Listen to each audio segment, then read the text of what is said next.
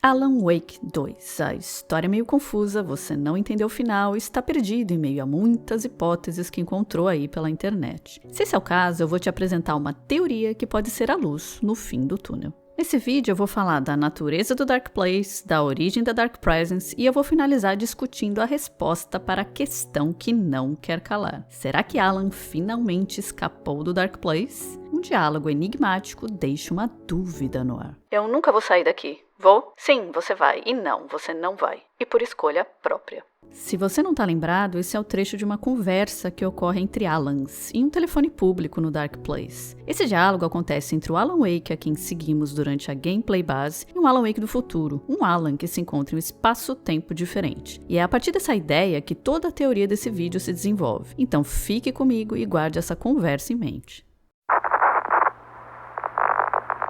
Olá pessoal, fala Carol por aqui. Vamos lá começar a nossa jornada pelo Dark Place. Eu acho que eu nem preciso avisar, mas daqui pra frente teremos spoilers. No universo de Alan Wake, o Dark Place é um lugar onde a arte e a realidade estão conectados de forma caótica e imprevisível. Manuscritos, músicas, quadros, qualquer forma de expressão artística ganha vida ali, mas quase nunca da maneira que o seu criador imagina. Os manuscritos de Alan têm a capacidade de influenciar os acontecimentos e alterar a realidade, mas como nós já vimos várias vezes nos jogos da franquia, reescrever os eventos na maioria das vezes não funciona como Alan espera. Eu vou dar um exemplo para simplificar. Imagina que o Alan escreva uma história na qual ele cria um farol que o guia para a liberdade. O farol realmente aparece, mas ao invés de funcionar como a sua salvação, ele se transforma em algo sombrio que espalha o caos e a destruição por toda parte. E por que isso acontece? Porque as criações artísticas parecem ter vida própria no Dark Place. A explicação está na subjetividade da arte. O que isso significa?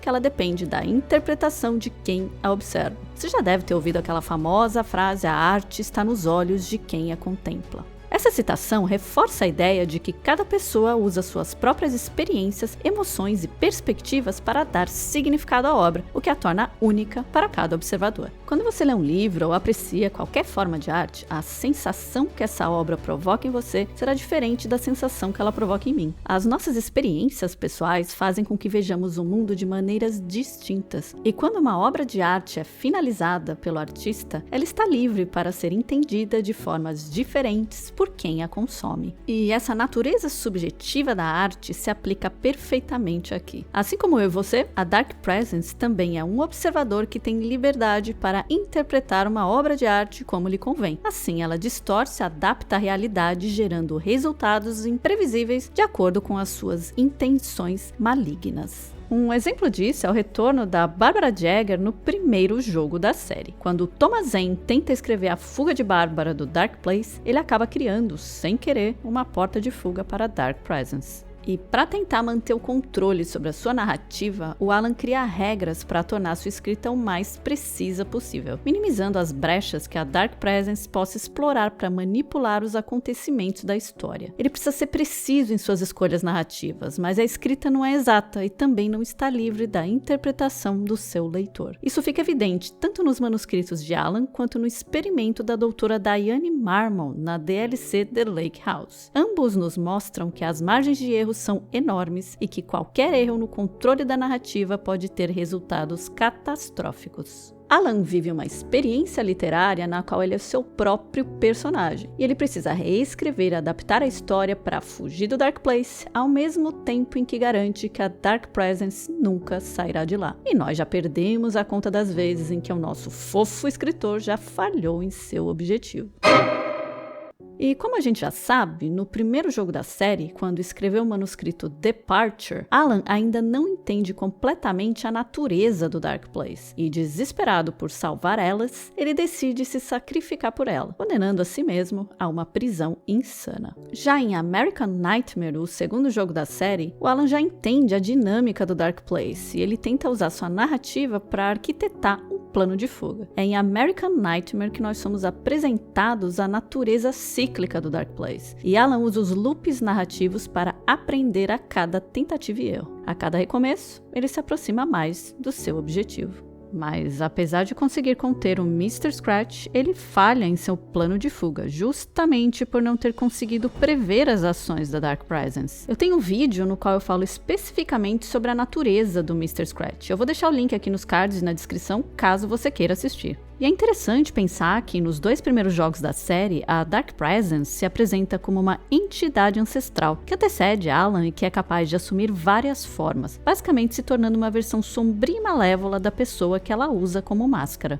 Em Alan Wake 2, ela surge como algo diferente. Ela já não é mais uma entidade antiga e independente. No manuscrito Return, Alan nos revela que a entidade nasceu dele, conforme o seguinte diálogo. Quando a bala de luz soprou a escuridão pela cratera do meu crânio, a Dark Presence nasceu de seus restos mortais, alimentando-se do horror ao seu redor para crescer. E como é possível que existam 2 formas diferentes dessa entidade? Alan vem alterando a realidade com a sua escrita nos últimos 13 anos. E em Return, ele decide tentar algo diferente e altera a origem da Dark Presence. Em Return, além de reescrever a origem da Dark Presence, ele também altera características de outros elementos da história, para ajustá-los à sua narrativa final. Um desses itens é o Clicker, que agora é apresentado como um amplificador que intensifica o efeito das obras de arte no Dark Place. Em Alan Wake 2, o Clicker se torna um item essencial para tornar os eventos que alteram a realidade permanentes. E falando do Clicker, tá na hora de você dar aquela clicada no like para ajudar a alterar a realidade aqui do canal. Eu não podia perder a piada.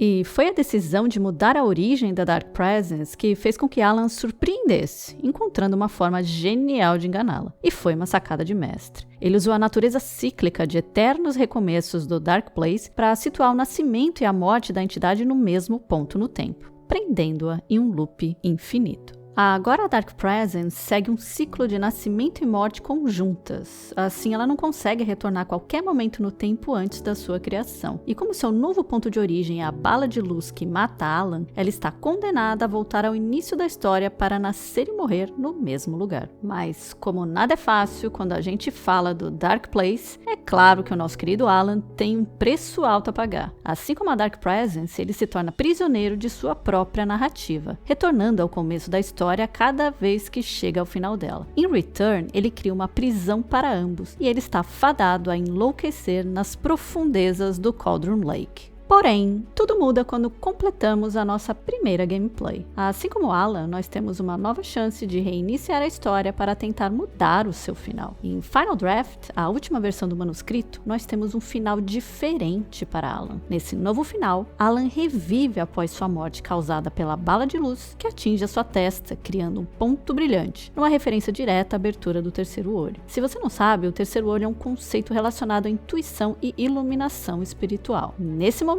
Alan finalmente completa a sua jornada do herói. Ele ressuscita e retorna transformado por suas experiências, trazendo com ele a luz do conhecimento e se tornando o mestre de vários mundos. E o que isso significa? A resposta mais óbvia seria assumir que Alan finalmente escapou do Dark Place. Mas será que um final tão direto está à altura da complexidade da história? Aqui vai a minha teoria sobre o que realmente acontece. Você se lembra do diálogo que eu mencionei lá no início do vídeo? Então, é aqui que ele entra. Quando Alan morre, um outro Alan é criado. O Alan a quem nós seguimos na gameplay base fica preso em um eterno loop junto com a Dark Presence, enquanto o Alan que surge no final da nossa segunda gameplay em Final Draft finalmente escapa do Dark Place. Alan, por escolha própria, decide criar e aprisionar uma versão de si mesmo no Dark Place por toda a eternidade, enquanto a sua outra persona caminha livre, finalmente liberta do pesadelo no qual esteve presa na última década. Se pararmos para pensar, seria algo parecido com a ideia de Thomas Zane ao criar um Mr. Scratch, que ocuparia o lugar de Alan no mundo real, enquanto o verdadeiro Alan permanecia preso no Dark Place. A diferença é que agora os 2 Alans são versões dele mesmo e que nenhum deles está contaminado pela Dark Presence. É complicado, mas espero que você tenha entendido a lógica dessa maluquice toda. Uma outra questão a respeito da qual eu tenho visto muitos comentários é sobre como o clicker é usado no final do jogo. Porque ele funciona nas mãos de Saga e não funciona quando a Dark Presence, na pele de Alex Casey, tenta usá-lo para escapar. Porque Alan ainda não havia escrito o epílogo, o final da história. Ele usou o clicker como uma isca para distrair a entidade e ela caiu em sua armadilha ao acreditar que acionar o clicker seria suficiente para concretizar a sua fuga. O desfecho final só acontece no momento em que a narrativa está completa, e é nesse momento que Saga aciona o clicker, criando o loop infinito de Return.